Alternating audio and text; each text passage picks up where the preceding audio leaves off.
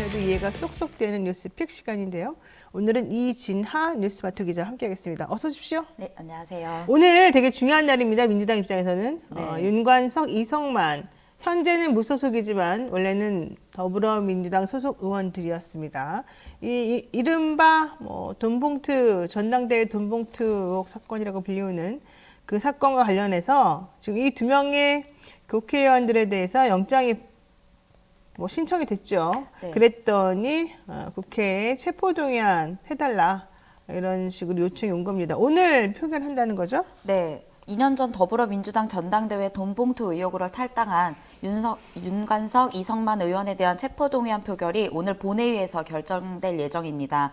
지난달 24일 검찰이 정당법 위반 혐의로 두 의원에 대한 사전구속 영장을 청구하면서 체포동의안 표결이 오늘 진행되는데요. 체포동의안은 재적의원 과반 출석에 의해 출석 의원 과반이 찬성하면 통과가 됩니다. 과반 의석인 167석을 보유한 민주당의 가결 여부가 달린 셈인데요. 근데 민주당 의원들은 이제 이번에 자율투표에 맡긴다는 방침입니다. 그러니까 처음에는 자율투표에서 이게 가결될 거다라는 움직임이 되게 많았었는데 오히려 요즘에 검찰이 좀 무리하는구나라고 생각하면서 분위기가 슬슬 바뀐다는 얘기를 제가 들었습니다. 네. 어떻게 정리가 될까요?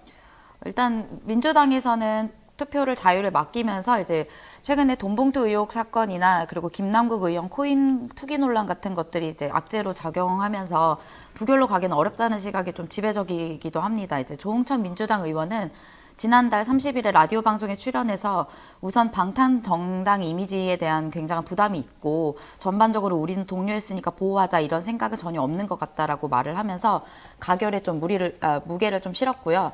이재명 대표도 이 사건에 대한 검찰 수사를 촉구하고 두 의원이 자진 탈당한 점, 이래경 혁신위원장 낙마 등 여론이 악화된 점 등으로 가결에 기울 가능성이 크다는 관측도 나오고 있습니다. 그래요. 167석이죠, 현재 민주당이. 네. 민주당 의원들 개개인에게 전화를 걸어서 본인의 억울함을 소명했다 이런 얘기까지 들리곤 했는데 지금 의원들 분위기는 오리무중이다. 결국 그렇게 볼 수밖에 없겠네요. 조홍천 의원 같은 경우는 특히 우리 동료였으니까 보호하자는 생각 전혀 없고 정당 이미지가 방탄 이미지로 가는 거 상당히 부담이다 이런 얘기 했습니다. 근데 만약에 가결이 된다는 관측도 좀 있지만은 저는 사실 가결이 안 될 가능성도 이전보다 많이 높아진 것 같아서 네. 특히 송영길 전 대표하고 제가 지난주에 통화를 했는데 좀 희망적인 말투로 말씀하시는 걸 듣기 들었어요. 왜냐하면 검찰이 너무 요즘 야당 의원들에 대한 정치 탄압이 너무 심하다 이런 인식들을 의원들이 하고 있다는 얘기거든요. 혹시 기자들 사이에서 나온 얘기는 없어요? 일단 그 체포동의안이 이제 가결되면 국회가 이제 돈봉투 수사의 정당성을 인정하는 셈이 되기 때문에 그러니까. 네, 민주당 여러 명의 의원들이 줄줄이 이제 수사 선상에 오를 것도 문제가 있고요. 네. 또 두 의원이 계속해서 지속돼서 송영길 전 대표랑 혐의가 없다라고 계속해서 부인하고 있다는 점이랑 민주당 다수 의원들이 반대나 무효표를 던질 수 있다고도 이제 얘기가 나오고 있습니다.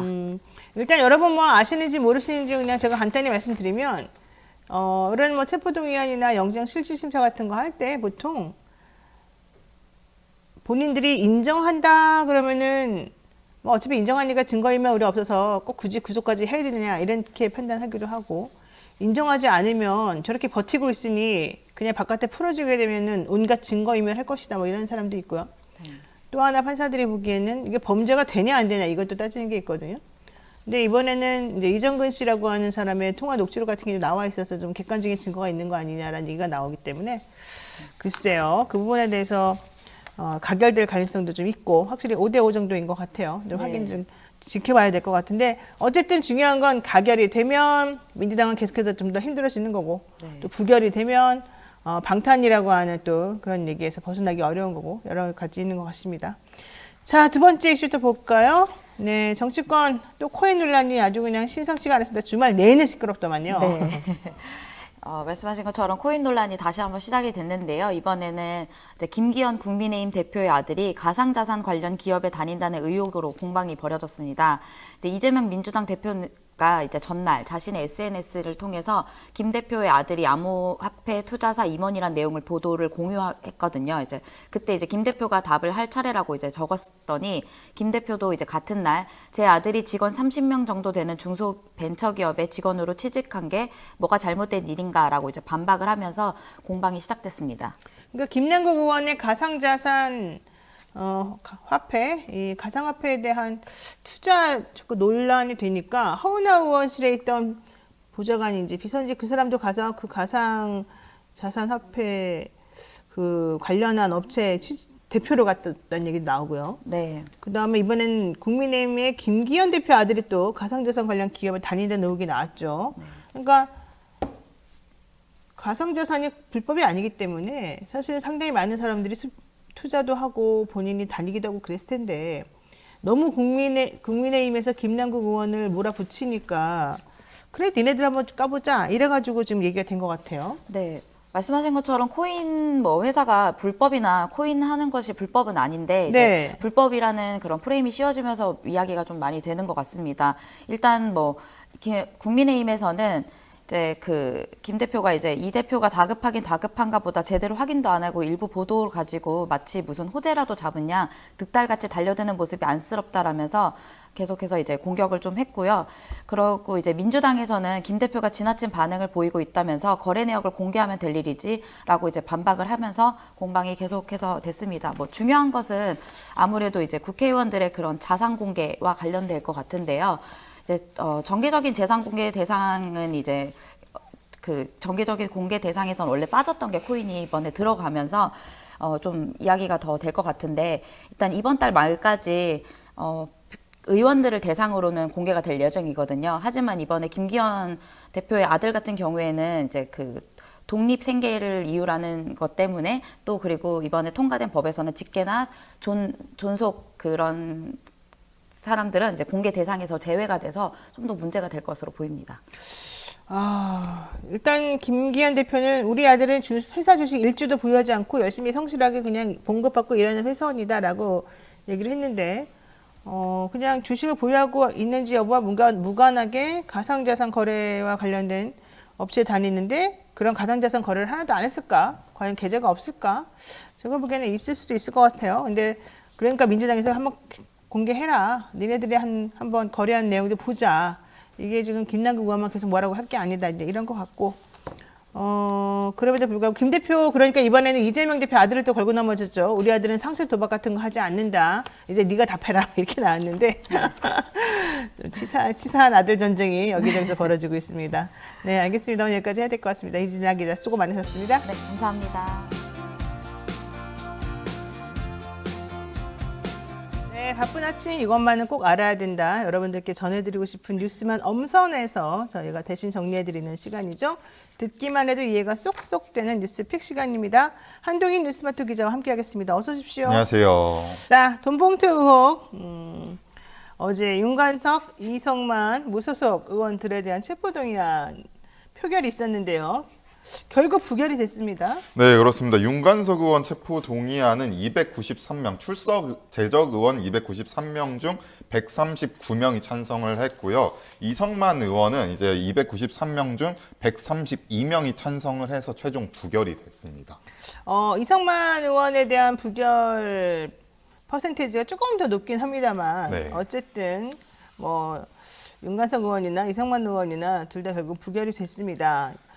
구체적으로는 퍼센테이지나 뭐 표결 숫자가 어떻게 되는 거예요? 일단 윤관석 의원은 찬성이 47.4%가 되고 이성만 의원은 찬성이 45.1%로 조금은 차이가 있는데 뭐 그렇게 큰 의미 있는 숫자라고 보기는 어려울 것 같고요.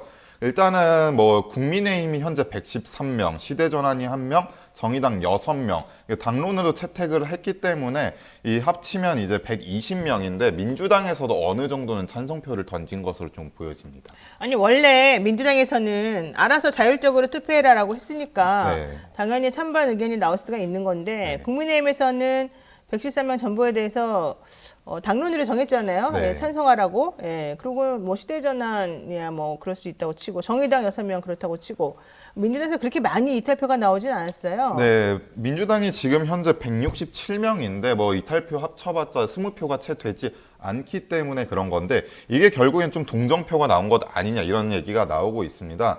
당일에 이제 표결이 있던 당일에 2021년 경선에 관여한 컨설팅 업체를 압수수색하기도 했고 최근에 이제 한동훈 법무부 장관 인사청문 자료를 넘겼다. 이 부분 관련해서 최강욱 의원에 대한 압수수색도 있었고 최근 이제 의원들에 대한 수사가 직접적으로 압박으로 느껴지면서 이런 표결 결과가 나온 것 같습니다. 그러니까 원래 처음에 분위기는 그러니까 어제 말고 그 어제가 되기까지의 그 분위기를 보자면 방탄국회라는 오명은 들을 수 없다. 그 프레임에 말려 들어가지 말자 이런 얘기가 민주당 내에서 계속 나왔었고 네. 그 다음에 뭐 녹취록도 나오고 이런저런 거 확인해보면 어느 정도 인정하고 들어가야 되는 거 아니냐. 그러면 체포동의안에 대해서 가결을 시켜줘야 되겠다 이런 얘기도 많이 나왔거든요. 네. 근데 갑자기 분위기가 검찰이 너무 지나치게 압박을 하는 데다가 야당 의원들에 대한 집중적인 탄압이 심하다라는 쪽으로 얘기가 되면서 분위기가 달라진 것 같아요. 특히 어제는 한동훈 장관의 발언이 좀 치명적이지 않았습니까? 네, 그렇습니다. 일단 뭐 먼저 말씀드리자면 이재명 대표에 대한 체포 동의안이 얼마 전에 있었는데 당시에 반대표가 138표였습니다. 그러니까 민주당에서 낸 반대표가 138표였는데 이번에 윤관석 의원과 이성만 의원을 보면 각각 반대가 145표, 155표로 이게 높네요. 결국에는 지금 민주당 의원들이 본인들이 직접적으로 느끼고 있기 때문에 당대표에 대한 체포 동의안 때보다 더 많은 반대표를 낸 것이 아닌가 이런 얘기가 들고 있고 그리고 한동훈 법무부 장관이 어제 얘기를 하면서 이제 민주당 국회의원 약 20명에게 돈봉투를 돌린 사건이다. 라고 얘기하면서 지목되고 있는 약 20명의 민주당 의원들이 여기 계시고 표결에도 참여하게 된다. 이게 결국에는 표결 결과를 정하는 캐스팅 보트가 될 것으로 보인다라고 직접적으로 언급을 하기도 했습니다. 아니 그러니까 저는 이게 참 특이한 게 한동훈 장관이 이렇게 말하면 듣는 의원들 기분 나빠서 이거 제대로 투표하겠습니까? 솔직히 말해가지고. 네, 뭐 니네 20명 돈 받았는데 그 돈 받은 20명이 여기 앉아서 표결에 참여하면 어떻게 된다는 거냐? 니네는 그만둬야 된다. 뭐 이딴 얘기를 한 거 아니에요? 네, 그렇습니다. 노웅래 의원 당시에도 마찬가지고 계속해서 이제 한동훈 법무부 장관이 이제 표결 때마다 이렇게 계속해서 얘기를 하고 있는 것 같습니다. 근데 일부러 그랬다는 소리도 있던데요. 네, 일부러 그랬다는 얘기들이 나오긴 하는데 왜냐면 너무 좀 황당하잖아. 이런 발언 일부러 상대방의 감정을 자극하게 뻔한데. 네. 근데 이번 표결 결과를 보면 이재명 대표 때 이제 노웅래 의원 때 비교해 보더라도 한동훈 법무부 장관의 발언이 표결에 영향을 미치지 못했을 것 같습니다. 그래요? 네. 어제 고민정 의원 인터뷰하는 거 들었는데 국회의원도 사람이다. 기분 나쁘다. 이런 얘기 기분은 하던데요. 나쁠 수 있지만 기분 나쁘면 표결로 될 수 있는 거죠, 뭐. 자, 어쨌든 중요한 건 먹고 사는 문제연구소. 우리 네. 그 송영길 전 대표를 외곽에서 지원하는 컨설팅 업체 뭐 이런 얘기 나오던데 거기를 왜 하필이면 어제 압수수색을 했을까요? 여기 계속해서 검찰이 지금 한동훈 법무부 장관과 발맞춰서 정무적인 판단을 하고 있는 것 아니냐 이런 의심이 계속해서 나올 수밖에 없는 상황인 것 같습니다. 어제 그 표결 결과 보고 한동훈 장관이나 이쪽에서는 표정이 어떻든가요? 뭐 오히려 좋아하지 않았을까, 뭐 의도한 바가 아닐까라는 그러니까. 생각도 드는 상황이긴 왜 합니다. 그 얘기를 계속하죠, 사람들이? 이게 계속해서 지금 뭐 검찰 수사에는 뭐 상관없다라는 얘기도 하고 있고 해서 지금 한동훈 법무부 장관이 오히려 민주당을 좀 코너로 몰기 위한 작전이 아닌가라는 얘기도 나오고 있는 것 같습니다. 한 장관이 일부러 구도를 나는 다윗이다. 거대 야당 민주당과 싸우는 나는 정의의 투사다. 뭐 이런 모습으로 지금 비춰지기 원해서 그러는 거다. 네, 그 표현을 지금 한동훈 법무부 장관 직접 했다고 볼 수 있는 부분이 네. 국민들께서 이런 상황을 다 아시고 이 중요한 표결의 과정과 결과를 지켜보실 것이다. 이렇게 얘기하면서 이제 참여한 의원들을 압박하기도 했는데 뭐 이러한 부분들이 좀 보여지는 것 같습니다. 저는 한 장관이 이렇게 계속 자기 정치 장관이 돼가지고 자기 정치하는 건 매우 부적절해 보이는데 특히 이분은 원래 정치인도 아니었는데 네. 자꾸 이렇게 가는 게 과연 본인에게 도움이 될 것인지 정말 대통령이나 뭐 큰 뜻을 품고 뭔가 하고 싶다면 좀 사람들의 마음을 읽고 공감하는 방향으로 해주는 게 맞지 않겠나 생각이 솔직히 듭니다. 자, 어쨌든 중요한 거 적나라한 물증들은 검찰과 무관하게 민주당 소속 이정근 씨 등이 당시 자발적으로 녹음했거나 작성했던 것이다. 왜곡되거나 뭐 악의적으로 편집될 여지도 없고 녹음된 대화 양과 등장인물이 많기 때문에 의미가 모호하지도 않다. 물증에 부합하는 증거도 있다. 먼저 이렇게 얘기를 했습니다. 어쨌든 향후 재판 결과나 이렇게 보는데 민주당 의원들이나 지금 지목되고 있는 뭐 다수의 의원들에 대해서는 그분들 얘기 들어보면 사실 무근이다. 그래서 부인하고 있지 않습니까? 네. 누구 말이 맞는지 한번 네. 지켜봐야 될 것 같습니다. 네. 자, 두 번째 이슈 보죠. 지금 정청래 의원 결국 선당 후사하기로 했군요. 네, 이제 민주당이 이제 민주당목 상임위원장 선출을 할 때 전현직 당직과 이제 고위 정무직 출신을 배제하기로 했습니다. 그래서 이제 행안위원장 자리를 요구해왔던 정청래 최고위원도 위원장을 맡을 수 없게 됐고 정청래 최고위원도 선당 후사하겠다라고 하면서 이번 결정을 받아들였습니다. 원래 정청래 의원한테 물어보니까 왜 그냥 과방위원장 하면 되는 거 아니냐 그랬더니 아니다. 약속이 원래 한 1년씩 번갈아 가면서 하기로 하지 않았느냐. 이게 첫 번째 얘기였던 것 같고 그다음에 5만 명이 넘는 당원들이 지금 청원을 해서 약속시켜라. 행안위원장 해야 된다. 뭐 이렇게 하지 않았습니까? 네. 근데 아마 그런 것들 때문에 좀 더 의지를 굳혔던 것 같은데 결국에는 어제 의총에서 있었던 여러 가지 얘기들을 수용하기로 한 거예요. 네, 그렇습니다. 그래서 일단 최고 의사결정기구인 이제 당대표라든지 원내대표 그리고 최고위원, 사무총장, 정책위 의장 등은 상임위원장을 겸직하지 않기로 했고 뭐 이제 장관 이상의 고위 정무직을 맡거나 종전 원내대표를 맡은 분들에 대해서도 상임위원장을 맡지 않기로 했다. 이런 결론을 내렸습니다. 네, 이소영 원내대변인이 선수와 연구 모임 등 뭐 다양한 모임의 의견을 수렴했더니 이런 결과가 나왔다라고 했고 정청래 의원도 결과적으로는 수용하면서 좀 민주당 내부에서도 더 이상 시끄럽게 하면 안 되겠다 이런 네. 생각을 한 것 같아요. 네. 자, 이동관 방통위원장 내정 거론자 조금 약간 기묘한 그런 기류가 조금 움직임이 좀 보이는 것 같습니다. 네, 일단 이르면 15일 정도에 이제 임명을 할 것으로 보여지는데 일단 이동관 이제 특보의 이제 과거 농지법 위반 전력도 좀 다시 재소환이 되고 있습니다. 결국에는 직접 농사를 짓지 않으면서 농지를 사들여 법을 어겼다는 게 주된 내용인데 이것뿐만이 아니라 이 관련 사안을 보도하려던 언론사에 압력을 넣었다 이런 논란도 있습니다.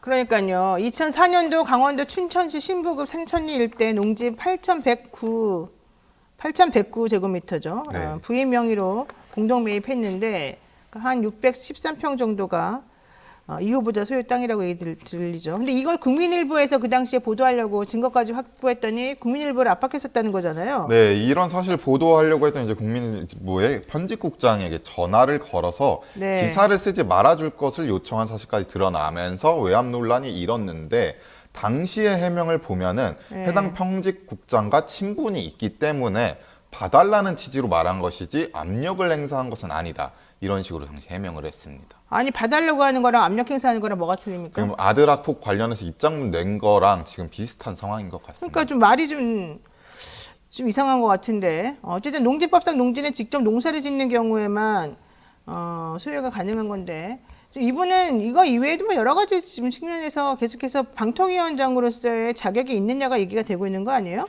네, 그렇습니다. 그래서 뭐 방통위원장으로 임명을 해야 되는데 이게 지금 현재 특보이기도 하고 네. 방통위원장이 윤석열 대통령의 특보로 임명하는 것과 다를 바 없다라는 얘기도 나오고 있고 지금 여당을 중심으로 계속해서 교사에 대해서 문제를 삼고 있습니다. 메신저에 대해서 전교조 교사다 이러면서 지금 문제를 계속해서 삼고 있습니다. 그러니까 전개조 교사라는 게 무슨 뜻이죠? 전교조에서 지금 악의적으로 지금 폭로를 한 것이다라는 얘기를 하면서 네. 계속해서 메신저 공격을 하고 있는 상황입니다. 알겠습니다. 네, 한동희 기자 여기까지 해야 될 것 같습니다. 수고 많으셨습니다. 감사합니다. 네, 바쁜 아침 오늘 꼭 알아야 할 뉴스들만 엄선해서 대신 정리해드립니다. 이제 듣기만 해도 이해가 쏙쏙 되는 뉴스픽 시간입니다. 오늘은 이진아 뉴스토마토 기자와 함께하겠습니다. 안녕하세요. 네, 안녕하세요. 네, 첫 번째 소식이 이제 윤석열 대통령의 싱하이밍 중국 대사 그리고 국고 보조금 등 야당을 겨냥하고 있는다는 얘기인데 어떤 소식입니까? 네, 윤석열 대통령이 전날에 있었던 국무회의에서 최근 여야가 논쟁을 펼치고 있는 정치적 논란을 직접 언급했고요.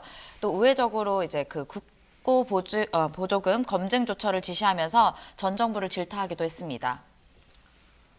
네, 그러면 지금 싱하이밍 중국 대사를 언급하면서 윤석열 대통령실까지 나서서 중국의 태도를 날을 세우고 있는 건데 지금 어떤 상황입니까? 네, 일단 싱하이밍 주한 대사가 지난 8일에 중국의 패배에 베팅하는 이들은 나중에 반드시 후회한다고 한 발언을 두고요.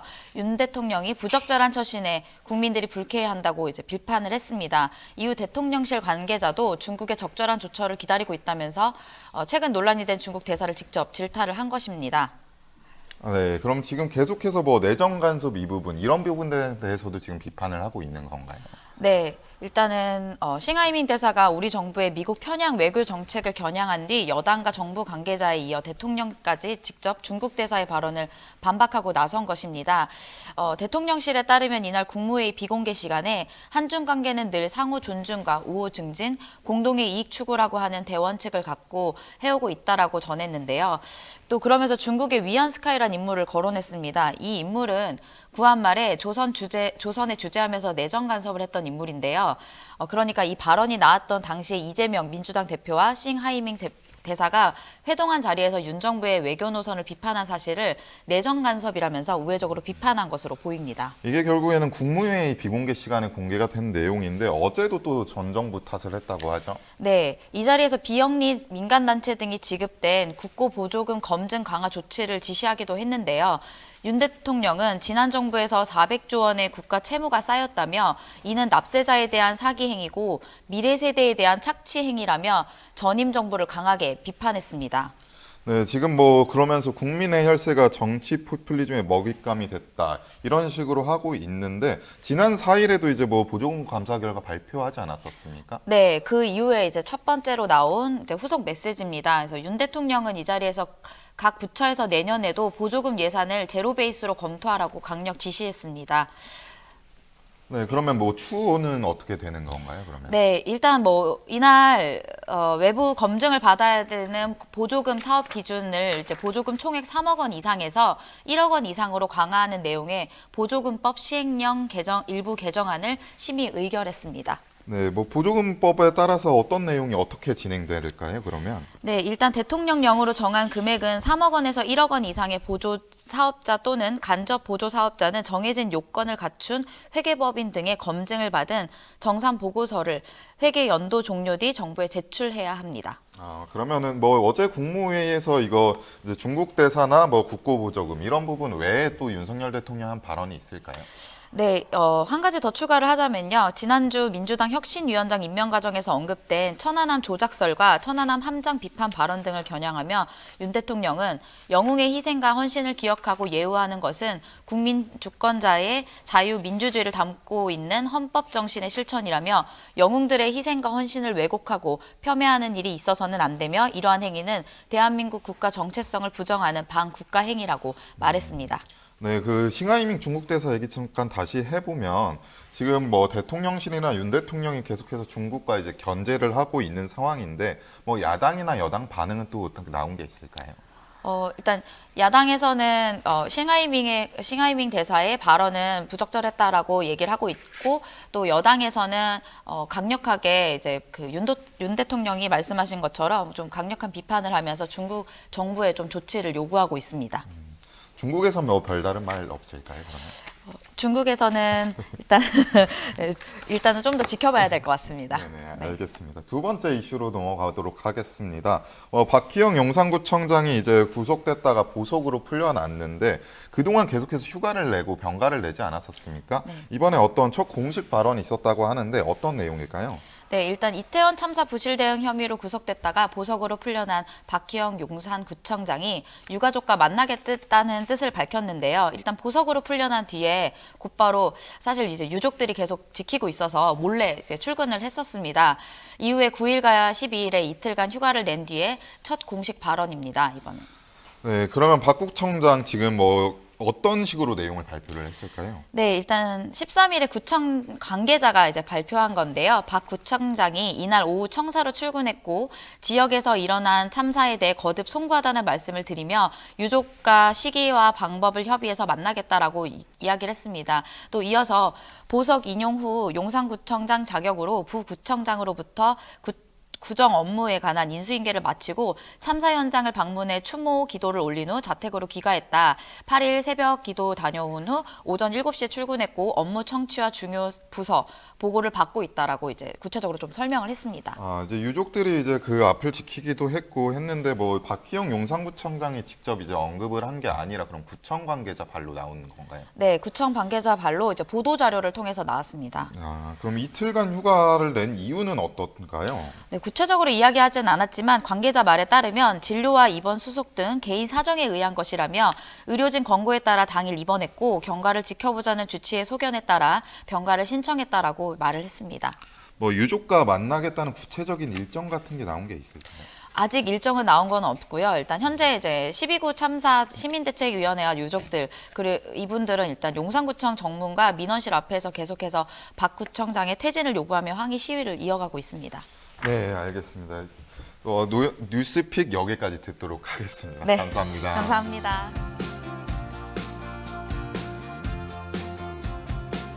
바쁜 아침 이것만은 꼭 알아야 된다. 이런 뉴스들만 저희가 정리해서 알려드리겠습니다. 듣기만 해도 이해가 쏙쏙 되는 뉴스픽 시간인데요. 오늘은 한동희 기자와 함께하겠습니다. 어서 오십시오. 안녕하세요. 황보승희 의원 불법 자금 수수 의혹 때문에 문제가 많았는데 네, 그 소스가 남편이었단 말입니까? 네 그렇습니다. 야, 지금 도대체 믿을 사람이 없네요. 불법 정치자금 수수 의혹을 수사하고 있는 경찰이 지금 돈을 준 사람 이름 등을 기록한 것으로 의심되는 명부를 입수해서 지금 사실관계를 파악하는 중이고, 그리고 또 부동산 업자에게 수천만 원을 건넨 의혹, 이제 황보 의원에게 건넸다는 의혹을 대가로 이제 법인 계좌도 최근 압수수색을 해서 보고 있는 상황입니다. 그러니까 황보승희 의원에게 네. 수천만 원을 주었다고 의심되는 사람, 네. 그 사람이 운영하는 사업체 법인 계좌를 봤다는 거잖아요. 네, 압수수색하고. 그렇습니다. 이거 상당히 좀 의미심장한데 이게 지난 4월에 시민단체가 고발장을 내면서 이 사건이 시작이 됐는데 핵심은 그겁니다. 21대 총선과 2022년 8회 지방선거를 앞두고 황보 의원이 돈을 받고 지역구 구의원이나 시의원 등을 공천해 주었다 이런 거잖아요. 네. 야, 근데 여기서 제일 중요한 게 남편이군요. 네, 경찰에 따르면 이제 경찰이 중요 참고인 조사를 했는데 황보 의원의 전 남편 A 씨를 조사를 했습니다. 그래서 황보 의원이 국회에 입성한 2020년 총선 때까지 두 사람 부부 관계를 유지를 했었는데 당시 황보 의원에게 돈을 걸는 이들의 이름과 금액을 기록해 둔 것으로 보이는 명부 사진 또한 이제 전 남편인 A 씨가 경찰에 제출했다고 합니다. 그러니까 이 남편 이 황보승희 의원의 여러 가지 의정 활동을 위한 일을 다 도맡아서 많이 도와줬었는데, 네. 그러니까 많은 걸 알고 있겠죠. 네. 근데 사실 둘이 이제 사이가 나빠졌어요. 네. 그러고 나니까 이렇게 등 뒤에서 칼을 꼽는 그런 상황이 돼버렸는데 네. 중요한 건 이거네요. 지역 정치인 등 60명 이름과 이름 옆에 숫자. 네. 이게 뭡니까 이 숫자가? 7만과 5천이라는데 이 숫자는 정확히 제가 잘 모르겠는데 일단은 뭐 A 씨가 이제 경찰 조사에서 선거가 끝나고 보니 집에 현금과 명부가 있어서 사진을 찍어뒀던 거다. 근데 명부 원본 자체는 황보 의원이 파기했다라는 취지로 진술을 했다고 하고요. A 씨가 명부에 적힌 특정 인사의 돈을 선거 수행원으로부터 받아서 황보 의원에게 전달을 하고 때로는 ATM을 통해서 황보 의원 계좌에 입금하는 등 심부름을 했다는 진술도 확보를 했다고 합니다. 근데 만약에 이 황보승희 의원이 본인이 의원 되기 전에 혹은 뭐 총선과 이런 지방선거에서 뭔가 이런 일을 했다면 남편도 사실은 그 당시에 바로 옆에서 이런 일을 도왔을 네, 거 아니에요? 네, 그렇습니다. 그러면은 남편도 공범 아닙니까? 네. 그래서 지금 황보 의원은 지금 전 남편 A 씨의 일방적인 주장일 뿐이다 이렇게 반박을 하고 있고 또 메신저를 공격하고 있는데 실체가 없는 시민단체에서 아무런 내용이 없는 고발장을 냈다. 그리고 전 남편 A 씨는 지금 본인에게 반감이 매우 심한 사람이고 지금 총선을 1년 놔두고 지금 음해 시도가 아니냐 이런 반박을 하고 있습니다. 그렇군요.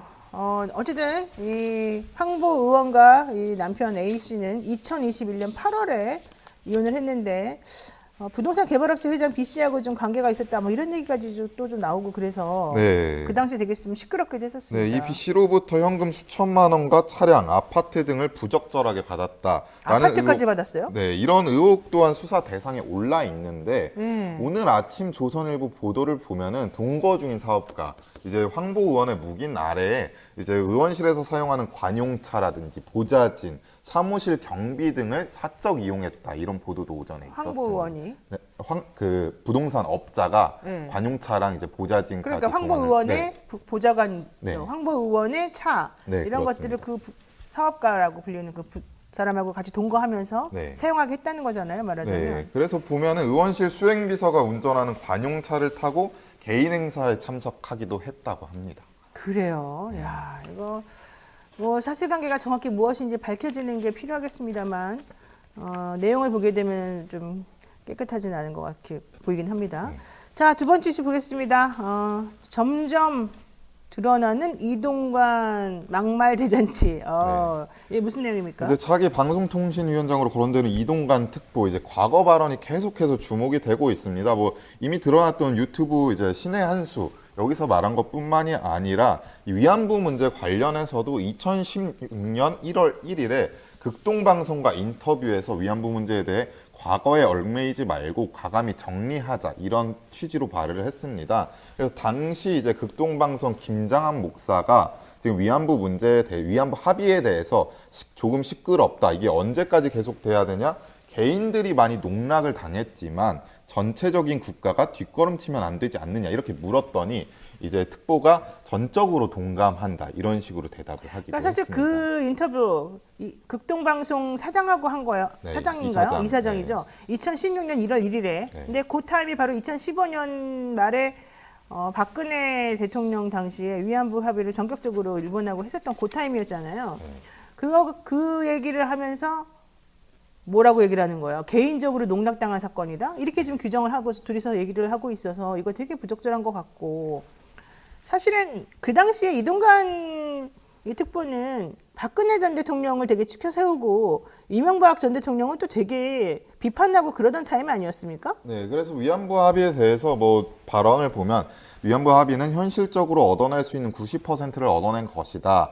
저희 때라고 하는데 이명박 전 대통령 임기 때인데 독도 등의 논란이 있었지만 궁극적인 뜻은 더 이상 과거에 얽매이지 말고 미래를 향해 나가려면 과감하게 정리하자는 것이다라는 얘기를 하기도 했습니다. 아니 그리고 낙태 얘기는 또 무슨 얘기입니까? 이게 과거 이제 셋째 자녀 임신과 관련된 내용인데 네. 딸은 더 못 낳겠다는 푸념에 낙태할 병원을 은밀히 소개받으려 했다라는 내용의 글을 한 잡지에 기고한 것으로 확인이 됐는데 좀 내용을 보면 네. 이제 아내가 임신 5개월쯤 됐을 때 집에 들어가 보니까 아내가 네. 펑펑 울고 있더라. 이제 다시 또 딸이다 이런 얘기를 했는데 이 부분 관련해서 낙태할 이제 아는 의사를 만나서 낙태할 병원을 은밀히 소개해달라 이런 얘기를 했다고 합니다. 와 이게 무슨 말이에요? 임신 5개월 됐을 때 집에 가보니까 아내가 울고 있었다. 딸이 너무 많은데 이번에도 아들은 아닌 것 같다 이러니까 알고 지내던 제일 깊은 의사한테 가서 낙태할 병원을 소개받았다 뭐 이런 얘기예요? 네. 그런데 딸이 5이라고요? 그 의사가 이제 저녁자리에서 이제 특보에게 자기는 딸이 5이다. 뭐 인생은 짊어진 삶의 무게만큼 보람이 있는 것이다. 뭐 이런 식으로 이제 설득을 해서 이제 본인이 거기에 대해서 좀 생각을 고쳐 먹었다라는 얘기고 그 뒤에 뭐 결국 출산 당시에는 아들로 태어났다고 합니다. 지금 아들, 딸을 이런 식으로 이게 언제쯤 2015년도에 이런 얘기를 지금 한다는 게 세상에 지도자급에 있으셨던 분이 이런 식으로 한다는 게 말이 됩니까? 게다가 이분은 그 당시에 총장 아니었어요? 디지털 뭐 문화대학교에? 네, 그렇습니다. 그리고 뭐 어제 나온 이제 대정부 질문에서 이제 고민정 의원이 질문한 내용을 보면은 이명박 정부 시절에 이제 2010년인데 국정원에 이제 언론장악 문건을 이제 홍보수석실에서 요청을 했다고 합니다. 그래서 MBC엔 좌편향 인물이 많기 때문에 왜곡 보도가 우려된다. 건전 보도를 유도해야 된다는 내용이 담겼는데 당시에 이동관 특보는 홍보수석이기도 했었습니다.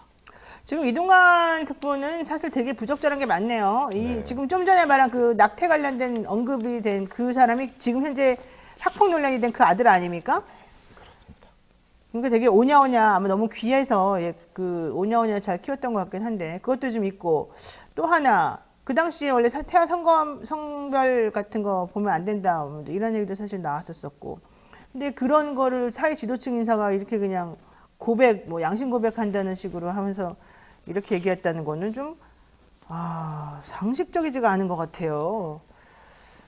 모르겠어요. 남의 일이니까 내가 또 함부로 말할 수는 없지만은 여러 가지가 지금 논란이 많이 되는 소지가 네, 있습니다. 그래서 이 부분 관련해서 고민정 의원이 어제 이 부분에 대해서 문제를 지적을 했는데 한덕수 국무총리는 이 부분에 대해서 1, 2주 뒤에 답변하겠다 뭐 이런 식으로 대답을 하고 있는 상황입니다. 아니, 그리고 한덕수 총리의 어제 대답 들어보니까 그것도 되게 웃기더라고요. 사실은 고민정 의원이 MBC 좌편향 인사들에 대한 뭐 보도 어쩌고저쩌고 막 이런 얘기 계속해서 이거 사실이냐, 이 문건을 보게 되면 이게 선거 한 5개월 전에 작성된 거라서 이거 아무래도 국정원에서 이런 식으로 일부러 좀 조직적으로 관리하려고 했던 거 아니냐 이렇게 물어보니까 그 문서가 진짜인지 아닌지도 모르는데 내가 뭐라고 대답하겠냐 이렇게 말한 거잖아요. 그러니까 국회의원이 대정부 질문하는 그 자리에서 국무위원에게 질문을 하는데 가짜 문서를 들고 와서 했을 수도 있다는 취지로 나는 그래서 대답을 당장 못하겠다 이제 이런 얘기를 한 거라, 도대체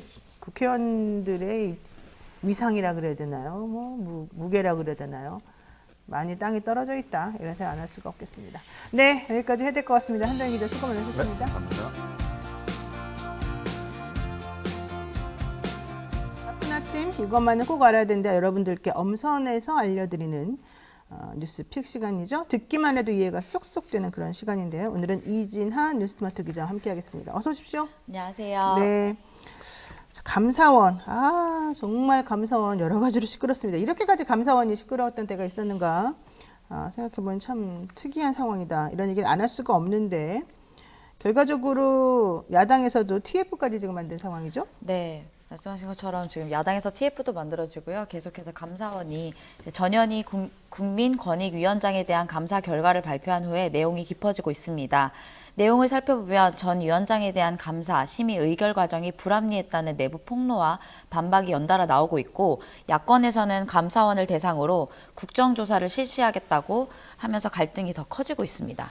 네, 그러니까 감사원에서 권익위원장에 대한 감사를 하면서 그 심의 의결, 보도하는 과정까지가 상당히 좀 문제가 있었다. 이런 얘기를 지금 하고 있는 건데, 특히 지금 얘기되고 있는 사람이 조은석 그 주심 아니겠습니까? 네. 이분이 하고 있는 얘기가 정확히 뭡니까?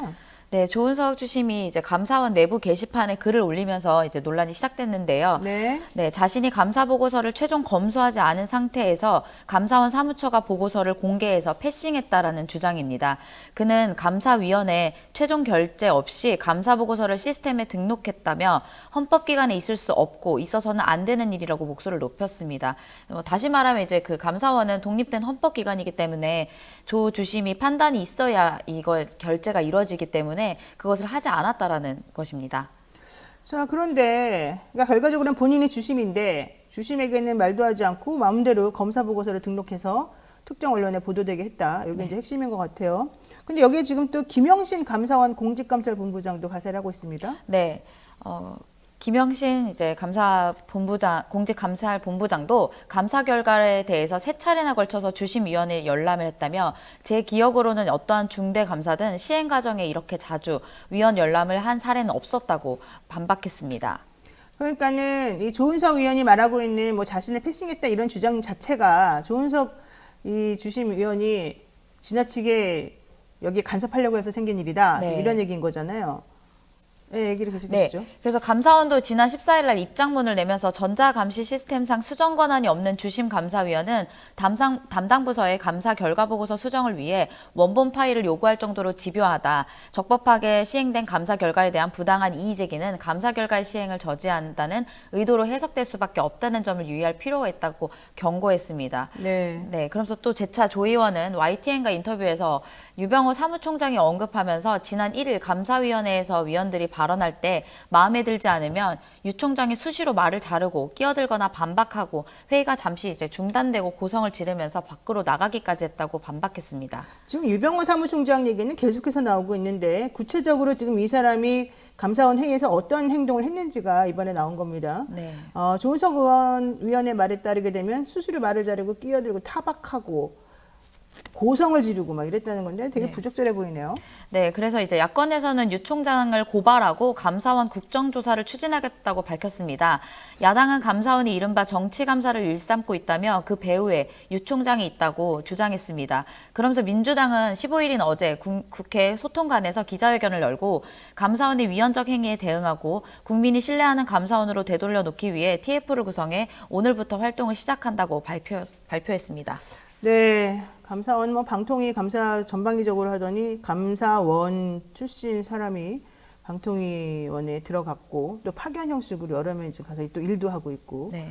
아, 정말 대단합니다. 자, 이 상황에서 전현희 위원장 뭐라고 하고 있습니까? 네, 전현희 위원장은 자신의 SNS에 유병호 사무총장과 감사원 사무처는 자신들의 헌법 질서 문란, 초범적 월권 행위에 대해 반드시 응분의 책임을 져야 할 것이라고 목소리를 높였습니다. 네, 유병호 사무총장이 월권이 지나치다. 직권남용 같은 것도 혹시 적용될지 한번 봐야 될 것 같습니다. 네. 누가 이길지 궁금하죠. 네. 누가 이길 것 같아요. 솔직히 말해봐요. 말하면 안 돼요. 자, 두 번째 이슈 가겠습니다. 네, 이번에 이제 논란 속에서 이제 방중을 마친 민주당 의원 일부가 어제 귀국을 했는데요. 네. 일단 뭐 싱하이밍 중국 대사가 윤석열 정부의 외교 정책을 공개 비판한 후에 여권에서 싱 대사 추방 주장까지 나오고 있는데요. 더불어민주당 의원은 지난 12일에 베이징에 도착해 순웨이둥 중국 외교부 부부장 등 정부 관계자 등을 만났습니다. 그래서 이 자리에서 이제 만나고 난 후에 이제 어제 홍익표 의원과 김태년 의원이 이제 인천공항에서 기자들을 만나서 중국 부부장과 이야기를 나눴고 긍정적인 조치가 되지 않을까 기대한다며 중국이 더 이상 한중 관계가 악화되는 것을 원치 않다고 밝혔습니다. 그러니까 중국의 민주당 의원들이 두 그룹으로 나뉘어서 간 거예요. 12일 날 네. 간 그룹이 한 일단이 있고, 그 다음에 어제 간 그룹이 있어요. 어제 네. 7명 갔고. 그래서 첫 번째 갔었던 사람들의 명단 속에 홍익표 의원 그리고 김태년 의원이 있는데 이분들이 일단 먼저 돌아온 거죠. 네. 결과적으로는 간 게 뭐 성공적이었나 보죠? 네, 일단 뭐 단체 관광에서 빠진 거에 대한 이야기를 했었는데 앞으로 그것을 좀 더 이제 좀 지켜봐달라 이래서 중국에서도 좋게 봐주겠다라는 식의 대답을 받은 것으로 보입니다. 그러니까 우리나라 사람들이 중국에 단체 관광을 안 가는 거? 요 얘기인 중국에서 우리나라로 단체 거야? 관광을 중국에서 오는 우리나라? 것을. 네. 그러니까 중국에서 알았다, 잘 보내주겠다 이런 거예요? 아직 확정은 뭐 아닌 네. 것 같지만 긍정적으로 보고 있는 것으로 보입니다. 그러니까 한중 관계가 악화되는 걸 서로 원하지 않는다. 네. 조금 여기까지 좀 멈추고 한번 좀 긍정적인 관계로 나아가 보자 이렇게 얘기는 하고 온 것 같습니다. 네. 자, 그런데 어제 갔었던 뭐 도종환 의원이라든가 박정 의원이라든가 이런 분들은 또 어떻게 된 겁니까? 네, 이제 민주당에서 도종환, 김철민, 박정, 유동수, 김병주, 민병덕, 신현영 의원 7명도 잇따라 방중길에 나섰습니다. 네. 부당장 격인 박정 의원은 출국 전 인천공항에서 이제 기자들을 만나서 중국 전인대와 티베트 자치구에서 문화교류 확대를 위한 국회의원 방중을 요청해서 이제 가게 된 것이라고 말을 했는데요. 원래는 이제 국민의힘도 원래 함께하기로 했지만 당내 사정 때문에 일부 불가피하게 불참하게 됐다고 말씀했습니다. 그러니까 원래는 어제 가는 그 그룹에 국민의힘 사람도 2명이나 같이 가기로 돼 있었다는 건데 네. 이제 내부적으로 사정이 좀 안 좋아서 일단 빠졌다는 건가 보네요. 네. 자, 그러면은 어제 간 분들은 또 이제 어떤 일을 하고 온답니까?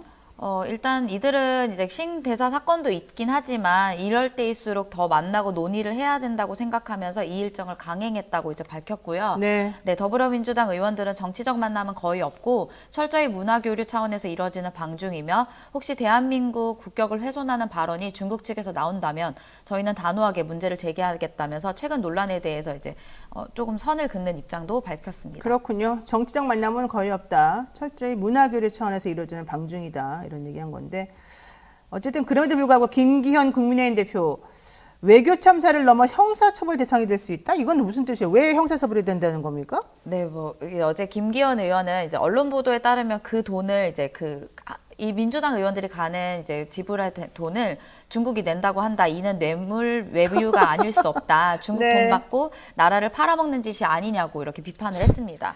김기현 대표 판사 출신 아닙니까? 야, 대단하신데요. 뇌물 외유라니요. 말씀이 좀 심하신 것 같은데 어쨌든 국민의힘 사람들 그래서 못 갔군요. 내부적으로 여러 가지 얘기를 하니까 알겠습니다. 지금 더 타미시스님 잘 버티셨어요 전현희님 이렇게 얘기를 하시면서 그렇게 하는 게 바로 외교다 이런 얘기도 많이 얘기를 하고 있고요. 진희님 이제 이진아 기자님 잘하시네요. 김동준님 외교를 못하면 이렇게라도 해야죠. 의원 외교라도 잘해야 됩니다. 네 맞습니다. 자 여기까지 좀 정리하고요. 또 다음 주에는 사실은 그 얘기도 좀 들어봤으면 좋겠어요. 윤석열 대통령이 국정원 인사에 좀 관여하면서 직접 지시 내린 사항 있지 않습니까? 네. 이 부분도 사실은 조금 다뤄봐야 될 부분인 것 같은데 한번 다음 주에 기대해 보겠습니다. 네, 이진아 기자 수고 많으셨습니다. 네, 감사합니다.